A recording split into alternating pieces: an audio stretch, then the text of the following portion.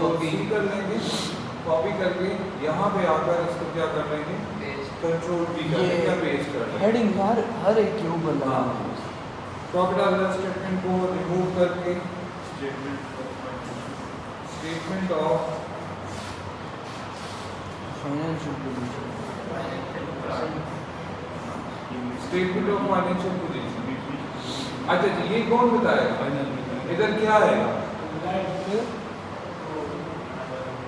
Sir border line नहीं for the अच्छा sir उस डे के लिए इधर क्या आएगा? उस पे वो स्पेसिफिक डे आएगा क्या कि मतलब किस डे पे हम कर रहे हैं क्या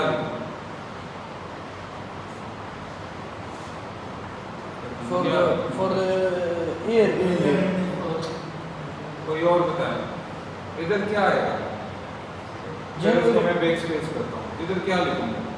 जनवरी तो क्या लिखूं? For the year ended ये ठीक बोला? 8 सर ये थोड़ा लॉजिक है हाँ? सर, इसका थोड़ा सही लगेगा। शायद हमने पढ़े भी है। आप लोग क्या कहते हैं? ये ठीक बोल रहा है? क्या बोला था? A is found या A is 8? S8 हाँ यस S8 आएगा। 8 आएगा, ठीक है। बैलेंस शीट एग्जैक्टली आपका एग्जैक्ट डेट पे बनता है। तो यहाँ पे कोई भी फॉर द मंथ ऑफ नहीं लिखता, फॉर द ईयर एंडेड नहीं लिखता, A is on लिखता है या A is 8 लिखता है। तो यहाँ पर मैं लिखूंगा A is 8, लेट्स सपोज करें दिसंबर 31 2024, ठीक है। A is 8 दिसंबर 31 2024। तो बैलेंस शीट आपका एग्जैक्ट डेट पे बनता है। इसके बाद हमारे पास क्लासिफिकेशन होती है, डिपेंड करते हैं कि आप शुरू कहाँ से करें। आप पहले एसेट्स को रिपोर्ट करते हैं, फिर लायबिलिटी को रिपोर्ट करते हैं, फिर इक्विटी को रिपोर्ट करते हैं, ठीक है। बाद लोग इक्विटी को ऊपर रिपोर्ट करते हैं और फिर लायबिलिटी को रिपोर्ट करते हैं, फिर एसेट्स को रिपोर्ट करते हैं। ये बेसिकली इस चीज़ के ऊपर इतना ज़्यादा रिस्ट्रिक्शन नहीं है, लेकिन रिस्ट्रिक्शन आपके सब अकाउंट्स के ऊपर है। वो मैंने आपको बताया था कि अगर आप लिक्विड से इनलिक्विड की तरफ जा रहे हैं तो फिर करंट एसेट आपका टॉप पे होगा और नॉन करंट एसेट आपका बॉटम होगा। और अगर आप इनलिक्विड से लिक्विड की तरफ जा रहे हैं तो फिर नॉन करंट एसेट आपका ऊपर होगा और करंट एसेट फिर आपका नीचे। कैसे होगा देखिए मैं आपको बताता हूँ। ये ज़रा एक इनकम स्टेटमेंट या किसी भी कंपनी का एनुअल रिपोर्ट ज़रा खोल लेते हैं। देखिए ये एटलस होंडा का एनुअल रिपोर्ट है। let's suppose this is annual report, randomly मैं खोल रहा हूँ। This is the integrated annual report 2019।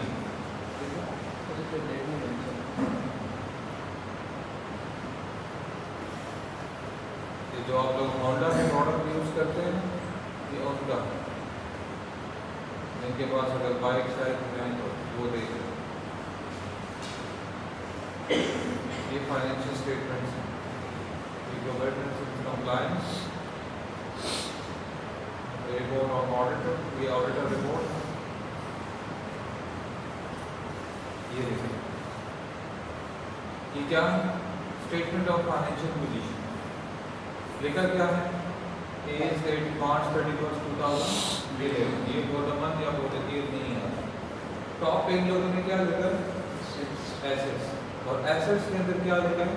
Non current और फिर करंट एसेट लिखा है। क्यों? कोई बता सकता है?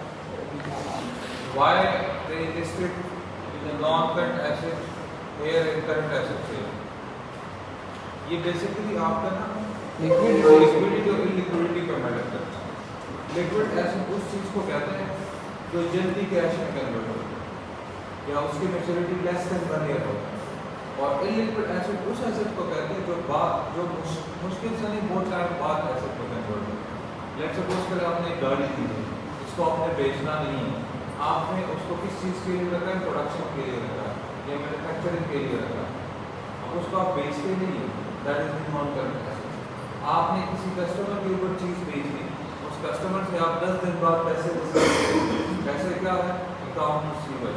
ये क्या होगा? ये आपका करंट एसेट होगा। इन्वेंट्री है, आज भी बिक सकता है, कल भी बिक सकता है, करंट एसेट। लेकिन गाड़ी आपने सोच समझ के दिया है कि ये 5-10 साल में यूज़ तो इन चीज़ के लिए ये आपका नॉन करंट एसेट्स है जो कि इलिक्विड है, और ये फिर आपका करंट एसेट है जो कि लिक्विड है। और याद रखें, अगर आपने नॉन करंट एसेट टॉप पे लिख दिया, अगर आपने नॉन करंट एसेट टॉप पे लिख दिया, तो फिर यहाँ पर भी सबसे जो इलिक्विड एसेट होगा वो टॉप पे आएगा, और सबसे जो लिक्विड एसेट होगा वो कहाँ पे आएगा, वो नीचे आएगा। फिर इसी तरह का करंट एसेट्स का जो कि सारे लिक्विड एसेट्स होंगे, इसमें भी जो मोस्ट इलिक्विड एसेट होगा वो यहाँ पर आएगा, और जो सबसे लिक्विड एसेट होगा वो कहाँ पे आएगा, वो नीचे आएगा। आप लोगों ने जो बैलेंस शीट पढ़ा था या तो स्टेटमेंट ऑफ फाइनेंशियल पोजीशन पढ़ा था, उसमें आप करंट एसेट्स के अंदर टॉप पे क्या लिखते थे, कैश लिखते थे, क्योंकि वो आप लिक्विड से इलिक्विड की तरफ जा रहे हैं। यहाँ इलिक्विड से लिक्विड की तरफ जा रहे हैं, तो बैंक या कैश अपना पोजीशन चेंज करेगा। वहाँ पर टॉप पे था, यहाँ पर सबसे एंड पे था।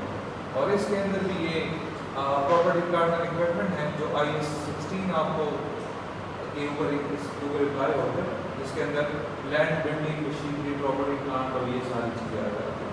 फिर आपके पास इंटेंजिबल एसेट्स होते हैं, आपके goodwill, pattern, trademark, copyright, licensing, franchise, और फिर सारे आपके पास लॉन्ग टर्म इन्वेस्टमेंट। इस तरीके से ये स्टॉक एंड ट्रेड जो है ये इन्वेंट्री को रिप्रेजेंट कर रहे हैं। ट्रेड डेट्स जो है ये अकाउंट रिसीवेबल को रिप्रेजेंट कर रहे हैं, ठीक है। बाकी ये टैक्सेशन और वो सारी चीज़ें, ये टैक्सेशन और बैंक वगैरह ये सारा इलिक्विड है। ये लिक्विड है, लेकिन मोस्ट लिक्विड है। ये जल्दी लिक्विड के अंदर भी मोस्ट लिक्विड टॉप पे होगा, और लेस लिक्विड जो होगा वो ऊपर। अच्छा जी, हम इसी फॉर्मेट को फॉलो करते हैं। इन लोगों ने पहले क्या रिपोर्ट किया है, एसेट्स रिपोर्ट, ठीक है। तो मैं एक्सेल शीट पे चला जाऊंगा और इधर क्या लिखूंगा, एसेट्स, और एसेट्स के नीचे में क्या लिखूंगा, नॉन करंट एसेट्स, ठीक है। और नॉन करंट एसेट्स के अंदर मैंने क्या करना है, सिर्फ नॉन करंट एसेट्स लेके आना है जो इजीली कन्वर्टेबल इनटू कैश नहीं होते, जो इसका टाइम पीरियड लॉन्ग टर्म के लिए होता है। तो मैं क्या करूँगा, मैं ट्रायल बैलेंस पे चला जाऊँगा। ट्रायल बैलेंस के अंदर इधर मैंने फिल्टर लगाया है, जब मैं प्रॉफिट और लॉस स्टेटमेंट कर रहा था, तो इस पर क्लिक करूँगा। अब इसमें से मुझे क्या चाहिए, नॉन करंट एसेट्स चाहिए, तो सेलेक्ट ऑल पे सेलेक्ट करूँगा, जिसकी वजह से ये सारे अनसेलेक्ट हो जाएंगे, और फिर सिर्फ नॉन करंट एसेट्स को चेक कर दूँगा और ओके प्रेस कर दूँगा। इससे ये होगा कि आपके पास जितने भी नॉन करंट एसेट्स होंगे शीट के अंदर वो सारी चीज़ें आ जाएंगी। अब करंटली मेरे पास क्या है, सिर्फ कंप्यूटर सिस्टम, इसको मैं कंट्रोल सी करूँगा। स्टेटमेंट ऑफ फाइनेंशियल पोजीशन के अंदर जाकर इधर क्या करूँगा, कंट्रोल वी करूँगा, और यहाँ पर मैंने इसकी वैल्यू भी लेके आनी है। तो कैसे लेके आऊँगा, is equal to V lookup computer system comma go to the trial balance, ये सारा वैल्यू सेलेक्ट कर लें, ठीक है। मैं ये वाली वैल्यू में इंटरेस्टेड हूँ, आप भी यही वाली वैल्यू इंसर्ट करेंगे। सम ऑफ दी वाली का भी मैंने बताया था, जो डिफरेंस एग्जिस्ट करता है between the debit and credit, तो ये वाली नहीं लेके आनी, ये डेबिट की वैल्यू है और ये वाली क्रेडिट, आपने ये वाली वैल्यू लेके आनी। तो मैंने कितनी सेल्स और कॉलम सेलेक्ट कर दिए, 1 2 3 4, मैं कौन सी वैल्यू में इंटरेस्टेड हूँ, 14 में, ठीक है। तो इधर कर्सर रख दूँगा, कॉमा, कॉमा के बाद इधर कर्सर प्रेस करें, F4 प्रेस करें, जिसकी वजह से आपका ये सेल क्या हो जाएगा, लॉक हो जाएगा। फिर 4, जहाँ से मैं वैल्यू लेके आना चाहता हूँ, कॉलम नंबर उसका होगा, फिर कॉमा, फिर 0 0 for the exact match, then close the bracket and press enter. 0 for the exact match, जो चीज़ आप ढूंढना चाहते हैं और वही चीज़ आप चाहिए, तो आप 0 लिखेंगे। अगर आपको उस जैसा चीज़ चाहिए, इसको आप अप्रॉक्सीमेट करते हैं, तो फिर आप 0 की जगह क्या लिखेंगे, 1 लिखेंगे। अब now we have the value of 2,50,000, ठीक है। अब मैं वापस ट्रायल बैलेंस में जाऊँगा और I will see that do we have another non current asset और नॉट, नो, हमारे पास कोई नॉन करंट एसेट नहीं है। यहाँ पर आपके पास जितने भी नॉन करंट एसेट होंगे वो सारे आप कॉपी करके उधर लिख देंगे, डिपेंड करता है वो सारे आ जाएंगे इधर सारे हैं। लेकिन अनटिल अनलेस अगर आपने उसकी क्लासिफिकेशन नॉन करंट एसेट में की हो, तो पहले नॉन करंट एसेट में क्लासिफिकेशन करेंगे, तो यहाँ पर ऑटोमेटिकली आपके पास होगा, ठीक है। सर ये नॉन करंट एसेट के हम क्रेडिट्स क्यों कॉपी करते हैं, मतलब डेबिट क्यों नहीं?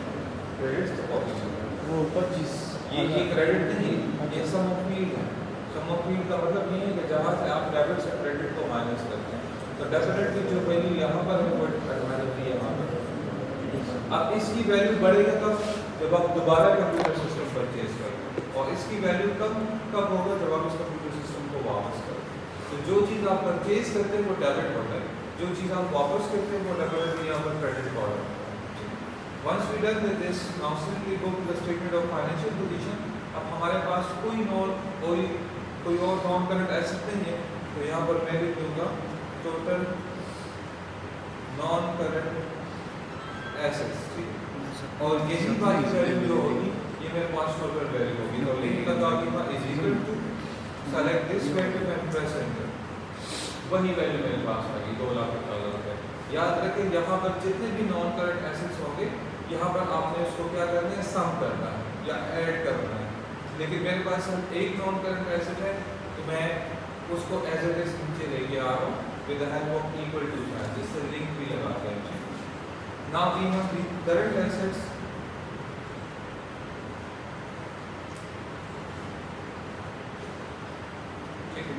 और करंट एसेट्स के अंदर हमारे पास मैं अगेन क्या करूँगा, ट्रायल बैलेंस पे चला जाऊँगा, इस पे दोबारा क्लिक करूँगा। अब मैं किस चीज़ में इंटरेस्टेड हूँ, करंट एसेट्स के।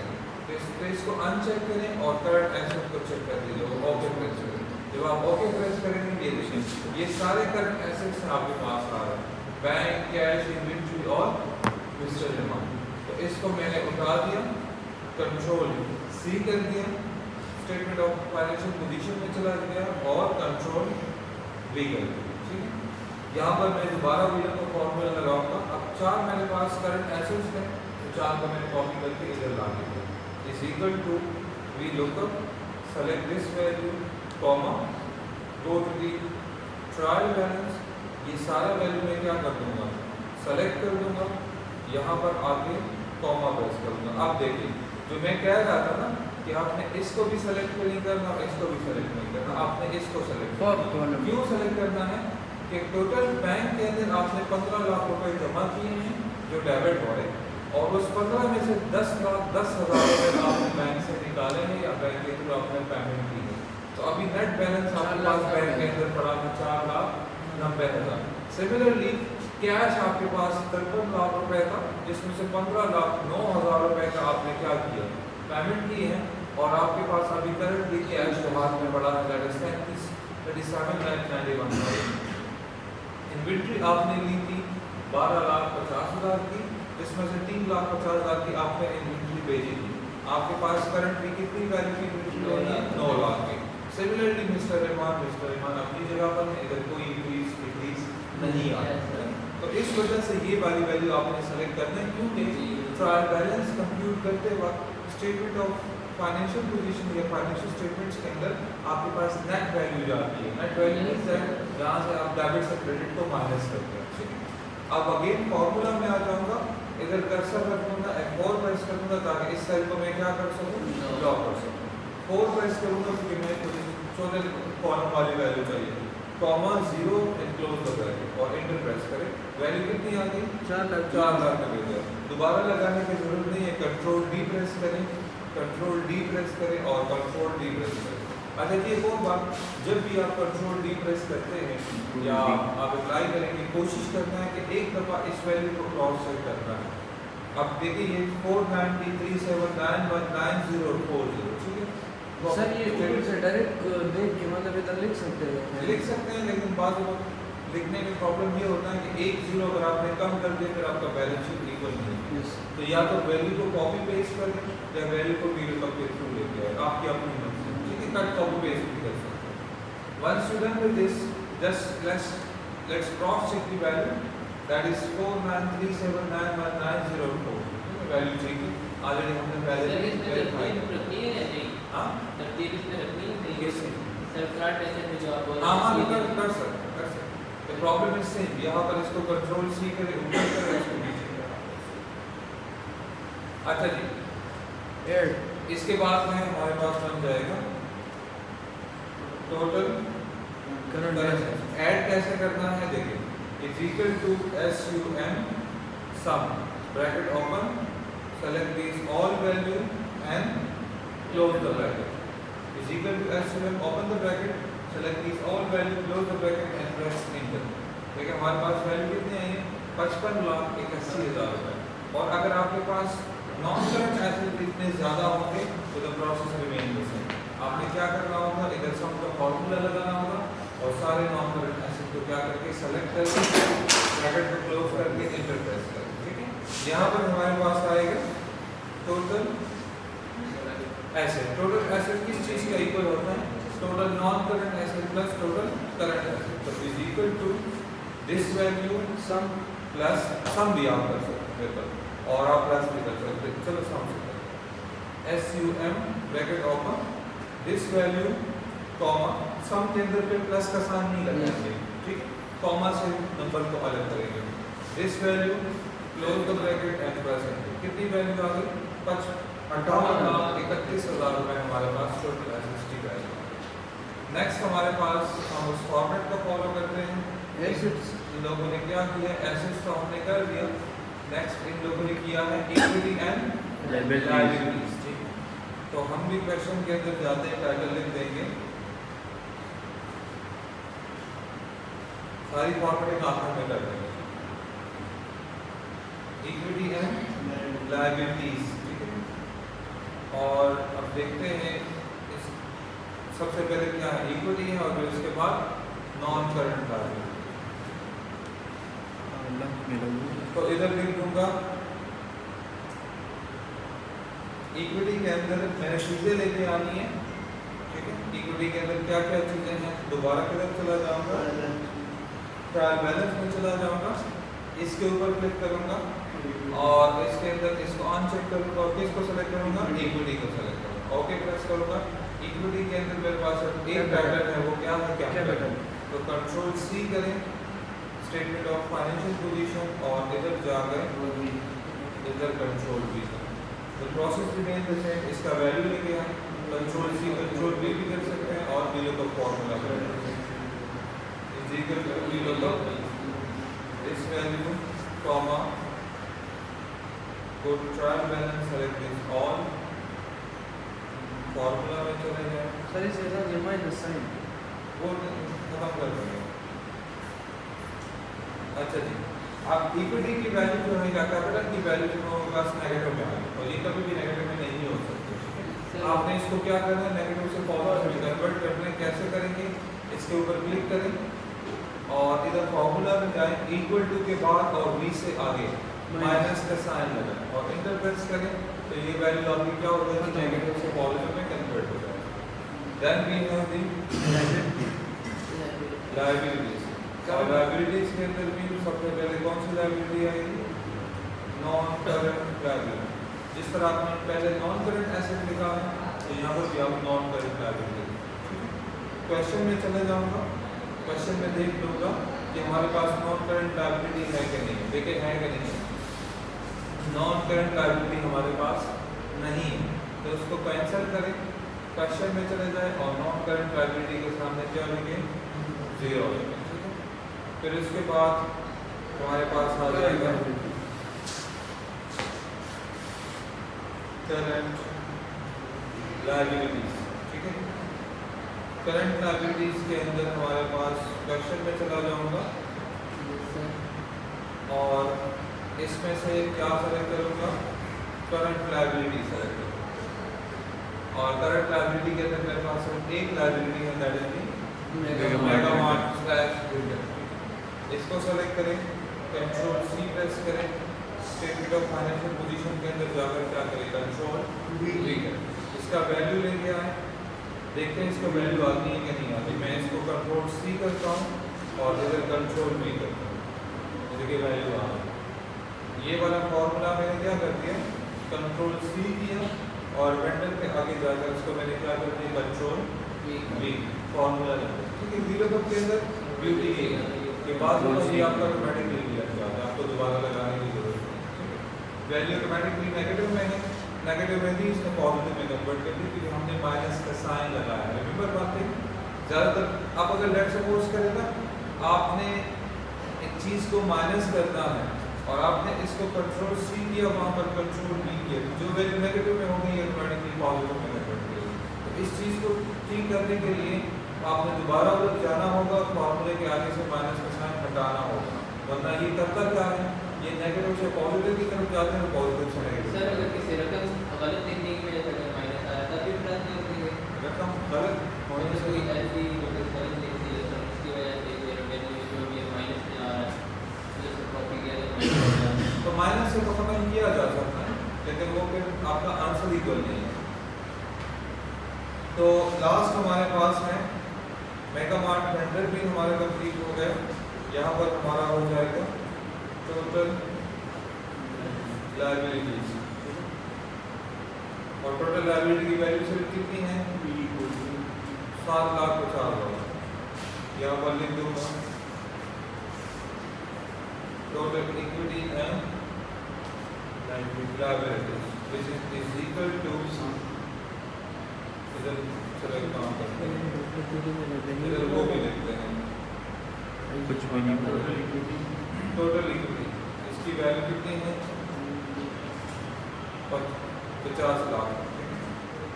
इधर is equal to SUM bracket open total equity comma total liability bracket close कर, वैल्यू कितनी आ गई, 5 लाख रुपए सर। 5 लाख रुपए। और एसेट की वैल्यू कितनी है, 75,000। तो हमने देखना है कि हमने गलती कहाँ की है। तो गलती कैसे मालूम करेंगे, देखिए आसान सा तरीका है, क्योंकि कुछ चीज़ ऐसे होगी जिसको आपने रिपोर्ट नहीं किया हो, ठीक है। तो is equal to total assets minus total liability and equity, value कितनी है, 81,000। क्या आपको क्या लगता है कहाँ गलती है? सर इसमें वो रेवेन्यू नहीं आ रहा था, वो उसमें शायद रेवेन्यू भी इसमें शामिल था इक्विटी में। कौन सी वैल्यू? सर वो जब होंडा की वो देखी थी सर, होंडा कुछ देख रहे थे, वो तो रिजर्व है, उसमें देखने ये है ना इक्विटी के अंदर शेयर कैपिटल है, वो कैपिटल हमने हटा दिया, इक्विटी वाला बिना पर स्टोरेज नहीं है, रिजर्व। कोई बता सकता है ये प्रॉब्लम कहाँ एग्जिस्ट कर रहा है? कौन सा सर? ये 81,000 का डिफरेंस क्यों आ रहा है? हमारा बैलेंस शीट तो इक्वल ही नहीं आ रहा। क्या चीज़ ऐसा होता है जिसको हम रिटेन अर्निंग कहते हैं, कभी नाम सुना होगा। और जो आपका नेट प्रॉफिट होता है वो basically distribution of the board पर डिपेंड करते हैं कि वो पैसे डिस्ट्रीब्यूट करें उनके शेयर होल्डर या उसी पैसों को क्या करें, एज रिटेन अर्निंग करें। रिटेन अर्निंग जो आपका है ये बेसिकली आपकी रेजिडुअल इनकम को रिप्रेजेंट करते हैं, जिससे आप सारे डिविडेंड्स को माइनस करते हैं और फिर आपके पास जो पैसे बच जाते हैं वो कंपनी फ्यूचर ऑब्लिगेशन के लिए रखते हैं। तो आप अगर देख लें यहाँ पर हमारे पास प्रॉफिट और लॉस स्टेटमेंट के अंदर हमारे पास वैल्यू कितनी है, 81,000। और डिफरेंस कितना एग्जिस्ट कर रहा है, 81,000। It means that this net profit और profit after taxes is the part of equity. तो अगर आपने स्टेटमेंट ऑफ फाइनेंशियल पोजीशन के अंदर आप इस तरह बैलेंस शीट बना रहे हैं और आपके पास डिफरेंस एग्जिस्ट कर रहा है, और वो डिफरेंस सबसे पहले आपने देखना तो ये है कि मैंने कोई चीज़ यहाँ पर मिस तो नहीं की। अगर आपने क्रॉस चेक कर दिया, आपने एसेट भी लिस्ट किए हैं, लायबिलिटी भी लिस्ट की है, इक्विटी भी लिस्ट की है, देन आप क्या करेंगे, then you need to go to the profit और loss statement and search for this value. If this value create a difference then definitely profit after taxes is the part of equity। फिर profit after taxes क्या होगा, part होगा equity का। जिस तरह Honda वाला ने क्या लिखा है, रिजर्व। रिजर्व मीन जो पैसे ये अपने पास रखते हैं, फ्यूचर में कुछ भी हो सकता है, ठीक है। तो वही पैसे इस क्वेश्चन के अंदर दोबारा चले जाऊंगा स्टेटमेंट ऑफ फाइनेंशियल पोजीशन के अंदर, और इक्विटी के बाद एक और लाइन क्या कर दूंगा, इंसर्ट कर दूंगा। इक्विटी टोटल इक्विटी से ऊपर और कैपिटल से नीचे एक शीट इंसर्ट करें और नाम लिख दें गाड़ी के नेट प्रॉफिट वैल्यू कितनी है, 81,000। इधर तो लिंक भी लगाना है ना, is equal to SUM bracket open this value comma this close bracket. अब देखिए रेफरेंस किधर गया, 0, ठीक है। 58310 583 तो ये तरीका है। ये नेट प्रॉफिट इक्विटी में आता है। हाँ, नेट प्रॉफिट ये हम रिजर्व नहीं लिख सकते। रिजर्व लिख सकते हैं, लेकिन reserve is something else. Reserve के अंदर बहुत सारी चीज़ें आती हैं। आपका एक्सचेंज रिजर्व भी आता है, आपकी कमोडिटी रिजर्व भी आता है, आपकी गोल्ड रिजर्व भी आता है। तो अगर आपके पास सिर्फ नेट प्रॉफिट है तो नेट प्रॉफिट। सर एसेट और लायबिलिटी इक्वल। हाँ, इक्वल हो गया सर ये हमेशा इक्वल हो ये गया। माइनस का जरा समझा दें कि माइनस कैसे करें। सम का तो कौन सा माइनस है? मतलब दो वैल्यू को एक दूसरे से माइनस कर सकते हैं। दो वैल्यू तो एक दूसरे से माइनस करेंगे, वो तो आसान है। देखिए क्या equal to this value minus अच्छा डायरेक्ट माइनस सम ना सम में सम ठीक है। अच्छा जी, आंसर हमारे पास इक्वल आ गया। Now we need to just do some of the basic formatting. ये सारा सेलेक्ट करें यहाँ से और ऊपर टेक्स्ट होम में चले जाएं। इसको क्या करें, टाइम ये रोम टाइम न्यू रोमन करें, फॉन्ट साइज को सारा को सेलेक्ट करके 12 रखें। आपका जो मेन हेडिंग है इसको क्या करें, बोल्ड करें। टोटल नॉन करंट एसेट्स को मैंने बोल्ड किया, इसको ये कंट्रोल डी से होता है। कंट्रोल डी से, ये मैंने भी बोल्ड कर दिया। इसके बाद टोटल इक्विटी हमारे पास मेन टॉपिक है, बी कर दें। इस इक्विटी को भी बी कर दें। आप अलग अलग कलर से भी कर सकते हैं। ये इक्विटी एंड लायबिलिटीज वो हाँ हो गया, ये भी हो गया, ये भी हो गया। करंट लायबिलिटी भी बोल्ड कर दो। नहीं ये वाला तो समझ आ गया, नहीं नहीं फिर इसके बाद टोटल लायबिलिटी भी बोल्ड कर दो और इक्विटी है बहुत ज़्यादा समझ आ गया। लायबिलिटी। ठीक है, ऊपर जाके ये सारा सेल सेलेक्ट करें, कंट्रोल 1 प्रेस करें, नंबर पे जाकर इसको क्या करें, 20,000 सेपरेटर्स कर दें और करेंसी के अंदर जाकर साइन कौन सा इंसर्ट करें, डॉलर है। PKR या डॉलर इंसर्ट। ठीक है, once you done with this, आगे हमने बस आखिरी काम करना है। जो भी मेन वैल्यू हमारे पास आई है उसको हमने क्या करना है, डबल लाइन में कोड करना है, जिसको हमने इनकम स्टेटमेंट के लिए किया था। तो इस वैल्यू और इस वैल्यू तो तीनों को मैंने सेलेक्ट किया, कंट्रोल 1 प्रेस कर दिया, बॉर्डर पर चला गया, ये डबल लाइन मैंने इंसर्ट कर दिया। यहाँ से जो भी कलर आपको पसंद है वो आप सेलेक्ट कर सकते हैं, इधर कर सकते हैं और इधर। ओके प्रेस करें, ये देखिए आपकी वैल्यू इसमें आ गई। कंट्रोल 1 पे क्या ऐसा ये सारा वैल्यू सेलेक्ट करिए। इसकी यहाँ पे दोबारा करता हूँ, लायबिलिटी के लिए दोबारा करता हूँ, दोबारा सीख लें। इस वजह से मैं इसको 2 स्टेप में कर रहा हूँ। ठीक है, जो आपने आपकी मेन वैल्यू है ना उसको सेलेक्ट करें कंट्रोल के साथ या शिफ्ट के साथ। ये वैल्यू सेलेक्ट करें और ये वैल्यू सेलेक्ट करें। सर ये शिफ्ट दबा के सेलेक्ट कर कंट्रोल प्रेस करके नहीं, कंट्रोल प्रेस करना है और जो जो वैल्यू आपने सेलेक्ट करना है उसको सेलेक्ट कंट्रोल प्लस अंडरलाइन की नहीं ऑल सेलेक्ट करने के लिए। ऑल।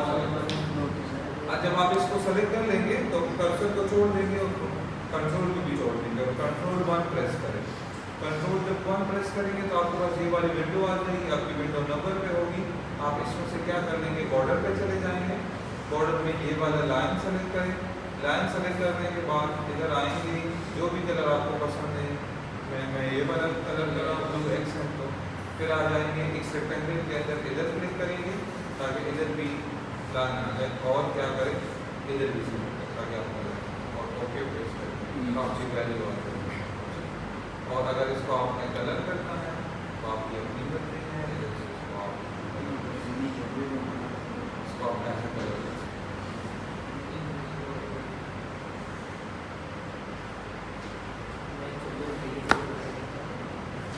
बच गया था।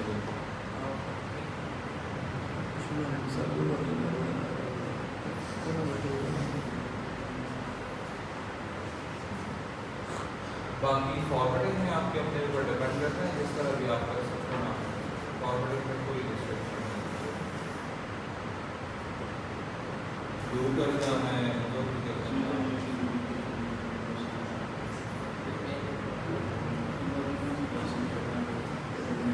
ये आप लोग आपका बैलेंस शीट का स्टेटमेंट ऑफ फाइनेंस सही का